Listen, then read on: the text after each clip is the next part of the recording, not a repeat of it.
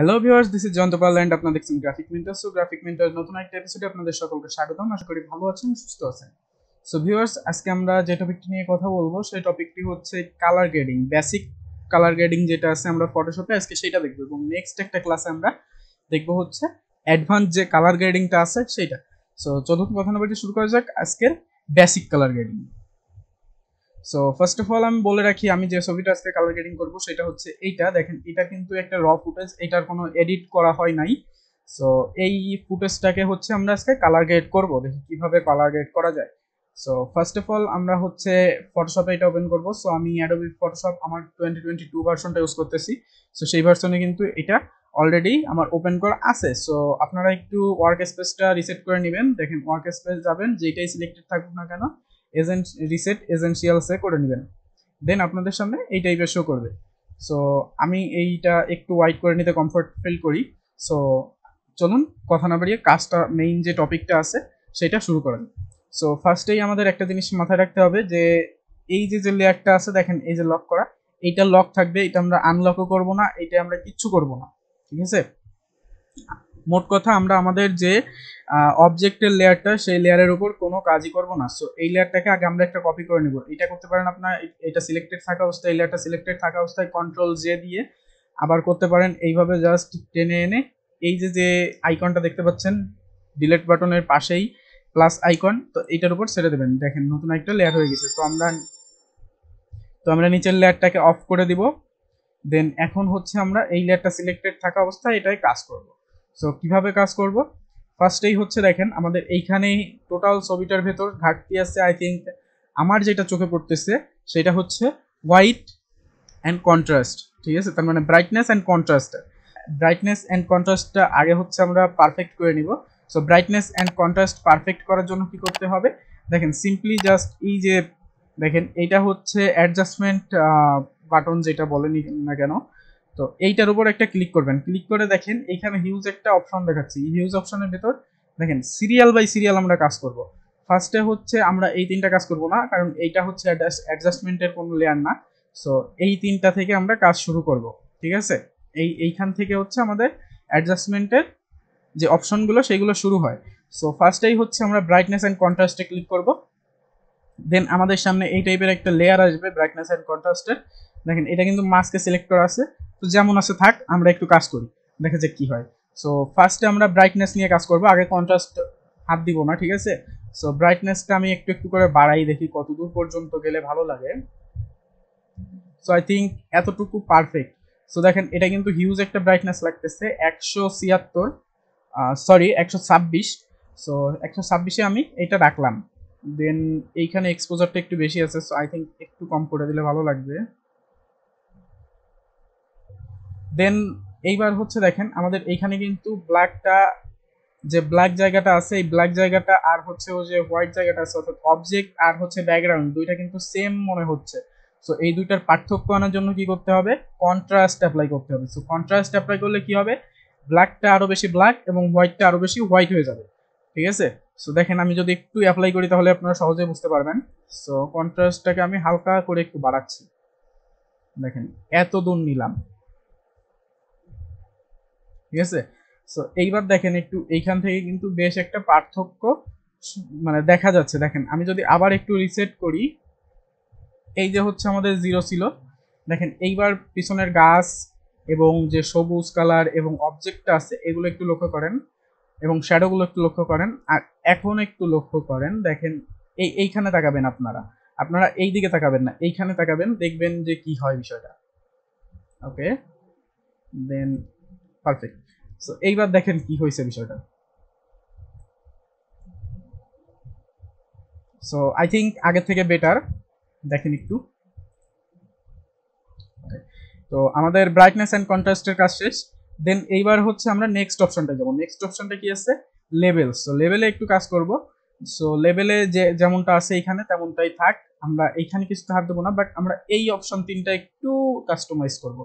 So দেখেন আমাদের এইটা হচ্ছে কালার বাড়বে এইদিকে।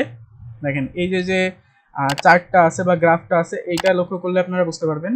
সো আমি যদি একটু কম করে নিয়ে আসি জায়গাটা, দেন হচ্ছে আমি লেভেলটাকে একটু হোয়াইটের দিকে সরাই দিব।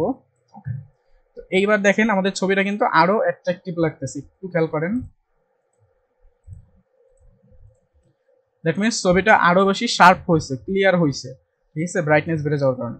সো এইবার যদি চান আপনারা গাছের যে কালারটা আছে, সবুজ কালারটা, সেটা একটু বাড়াই দিবেন। দেখেন এখানে কিন্তু RGB 3টা অপশন দেওয়া আছে, এগুলো চাইলে আপনারা কাস্টমাইজ করতে পারেন। সো আই থিঙ্ক এই ছবিতে আমার আর কিছু দরকার নাই। সো আমি এইটা লেভেলস দিয়ে আর কিছু করতেছি না। সো এরপরের বিষয়টা দেখেন, আবার হচ্ছে আমরা এই অ্যাডজাস্টমেন্ট অপশনে যাব। দেন লেভেলস এর পরে আছে কার্ভস। সো কার্ভসে হিউজ একটা রোল প্লে করবে এখানটায়, প্রত্যেক ছবিটাই কার্ভস হিউজ একটা রোল প্লে করে।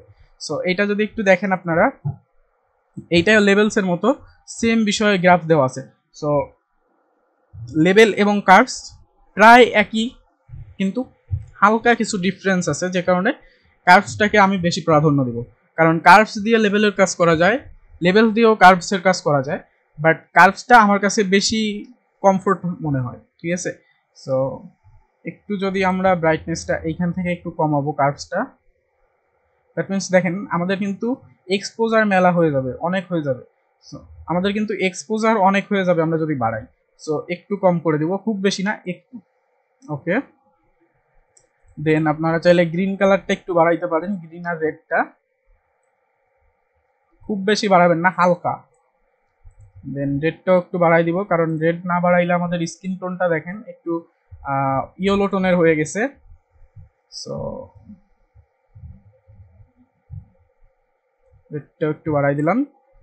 ওকে, দেন হচ্ছে আমরা পরের অপশনটায় যাব। দেখেন কার্ভসের পরে আছে এক্সপোজার।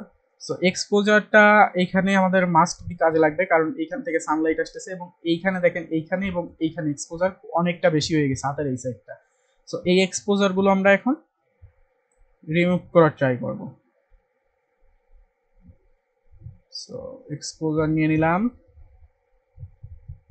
আপনারা অবজেক্টটা লক্ষ্য করবেন, ব্যাকগ্রাউন্ডটা না। সো এটা মেক শিওর করে নিতে হবে।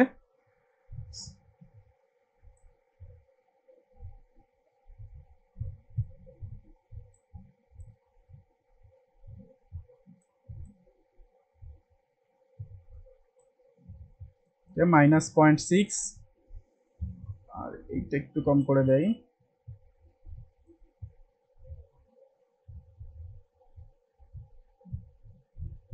ওকে, আই থিঙ্ক বেটার। ওকে, দেন এবার যদি আমরা নেক্সটের অপশনটার দিকে একটু লক্ষ্য করি, নেক্সটে কি আছে আমাদের, নেক্সটে আছে ভাইব্রেন্স। সো এখানে একটা কথা আপনারা বলতে পারেন, ভাই ভাইব্রেন্স আর স্যাচুরেশন এই দুটার ভিতর পার্থক্য কি? দেখেন ভাইব্রেন্স হচ্ছে আপনার জাস্ট কালারটাকে স্মুথলি কন্ট্রোল করবে, আর স্যাচুরেশনটা হচ্ছে আপনার ওভারঅল কালারটাকে মানে এভারেজে বাড়ায় দিবে, ঠিক আছে।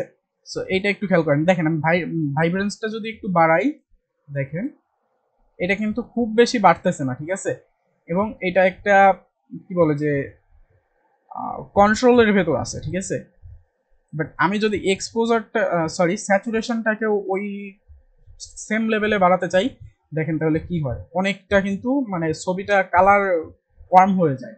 সো আমার সাজেশন থাকবে আপনারা ভাইব্রেন্স বাড়ান, বাট স্যাচুরেশন খুব বেশি বাড়াবেন না। ওকে, দেন আই থিঙ্ক পারফেক্ট। এরপরে যে অপশনটা আছে, সো সেই অপশনটা যদি আমরা একটু দেখি, হিউ অ্যান্ড স্যাচুরেশন। সো এইখান থেকে আপনারা স্যাচুরেশন, হিউ অ্যান্ড সাথে লাইটটাকে কন্ট্রোল করতে পারবেন।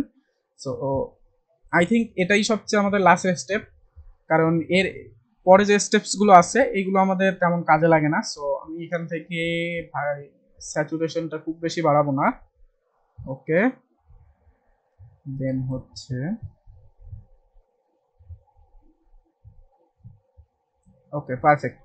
কারণ দেখেন আমি যদি এইখান থেকে লাইটটা বাড়াই দিই, তাহলে কিন্তু আমাদের ব্যাকগ্রাউন্ডের ভিতর যে পার্থক্যটা আমরা হচ্ছে ক্রিয়েট করছি সেটা কিন্তু আর থাকবে না, ঠিক আছে। সো এইগুলো মাথায় রাখতে হবে একটা ছবি এডিট করার টাইমে। আর আরেকটা বিষয় এখানে বলতে পারেন যে ভাই আমি হিউতে হাত দিলাম না কেন, হিউতে হাত দেয় নাই এই কারণে, কারণ দেখেন আমাদের এখানে যে কালার স্টিপগুলো দেখতে পাচ্ছেন, এই দুইটার একটা হচ্ছে আমাদের ছবির যে মেইন কালারটা আছে সেইটা, আর আরেকটা আছে হচ্ছে হিউ অ্যান্ড স্যাচুরেশন। যদি আমি চেঞ্জ করি, দেখেন আরেকটা কিন্তু চেঞ্জ হচ্ছে। তার মানে কি এইটার সঙ্গে আমরা ম্যানিপুলেট করার সময় আমরা এগুলো কাজে লাগাই। সো এটা আই থিঙ্ক এখন আর কোনো দরকার নাই, কারণ আমরা এখানে জাস্ট কালার গ্রেডিং করতেছি, ম্যানিপুলেটও করতেছি না, আর কোনো সিঙ্গেল অবজেক্টকে ধরে হচ্ছে উল্টাপাল্টা কালার লাগাচ্ছি না বা কালার চেঞ্জ করতেছি না, ঠিক আছে। সো আই থিঙ্ক এই যে যে সেটিংসগুলো দেখালাম এগুলো দিয়ে আপনারা খুব সহজেই একটা ছবিকে কালার গ্রেড করতে পারেন। যদি আমি এই ছবিটা যেটা কালার গ্রেড করলাম আমরা এতক্ষণ, সো সেইটাকে যদি আমরা একটু কাস্টমাইজ করি তাহলে দেখেন বিষয়টা কি হয়। অন অফ, এটা হচ্ছে অন, এটা হচ্ছে অফ। সো দেখতেই পাচ্ছেন যে আমরা কতটুকু কালার গ্রেড করেছি। আর যদি এরপরে যদি দেখেন এই যে এক্সপোজার যে এটা আছে, এইটাই যদি আপনারা চান যে এই সাইডটা এক্সপোজ দিবেন না বা এই সাইডটা এক্সপোজারে দিবেন না, সো এইখানে কিন্তু মাস্ক অপশন আছে। সো এটা আমরা অ্যাডভান্স যে কালার গ্রেডিং ক্লাসটা থাকবে বা টিউটোরিয়ালটা থাকবে সেটা দেখবো। সো সেই পর্যন্ত চ্যানেলের সঙ্গে থাকবেন, ভালো থাকবেন, সুস্থ থাকবেন। ধন্যবাদ ভিডিওটি দেখার জন্য। Good bye.